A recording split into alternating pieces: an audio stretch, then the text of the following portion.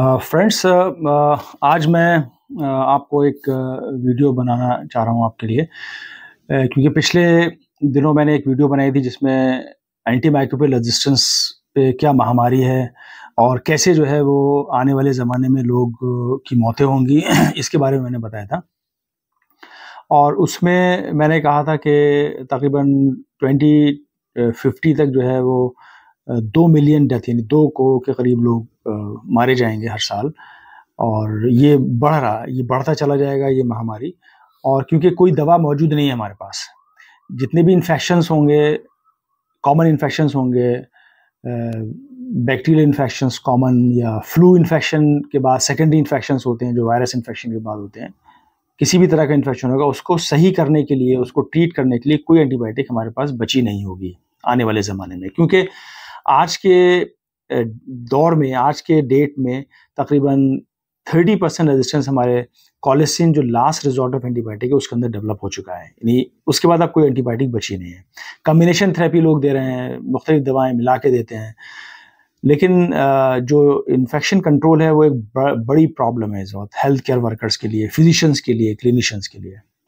तो इस कंडीशन में हमें क्या करना है?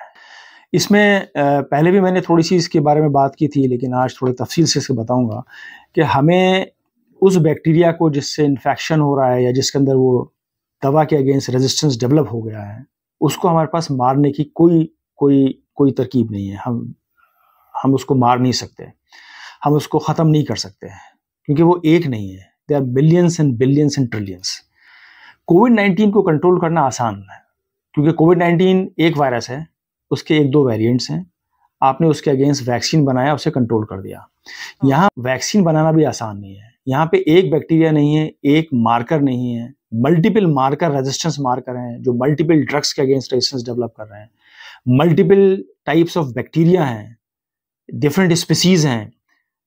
So with millions of bacteria, उनके अगेंस्ट, उनमें रेजिस्टेंस अलग अलग तरह का रेजिस्टेंस है। एक एक रेजिस्टेंस मार्कर दवा के अगेंस्ट जो जीन डेवलप हो रही है, जो म्यूटेशंस हो रही है, वो हजारों डिफरेंट टाइप्स के म्यूटेशंस हैं वो।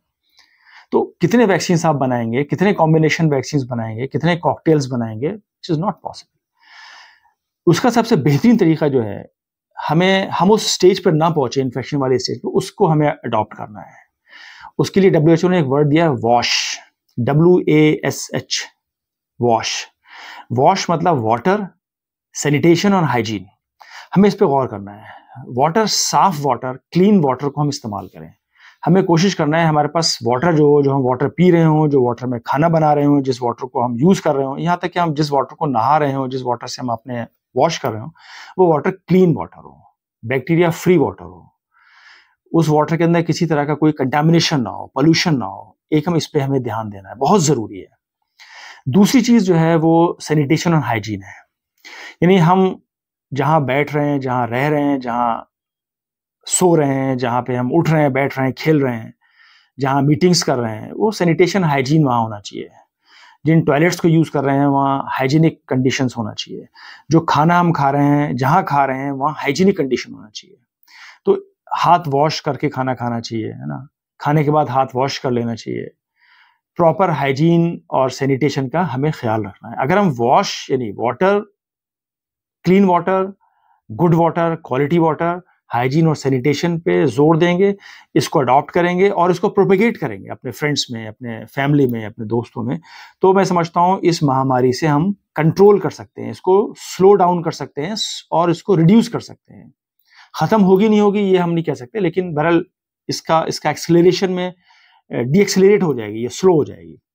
लिहाजा इस पर हमें ध्यान देना है और वॉश को अडॉप्ट करना है। और दूसरी चीज मैं एक और यहाँ कहता चलूं, हमें एंटीबायोटिक्स, आजकल बहुत फ्लू फैल रहा है, वायरस फैल रहा है, हर घर में वायरस इन्फेक्शन, वायरल इन्फेक्शन, हर आदमी एंटीबायोटिक्स, एजिथ्रोमाइसिन और अमॉक्सिक्लैब और दिस एंड दैट, तरह तरह के एंटीबायोटिक्स यूज कर रहा है। कुछ लोग खुद से जाके यूज कर रहे हैं, कुछ डॉक्टर से पूछ के यूज कर रहे हैं। तो मेरा इसमें सजेशन ये है कि अभी हम एंटीबायोटिक्स का यूज ना करें।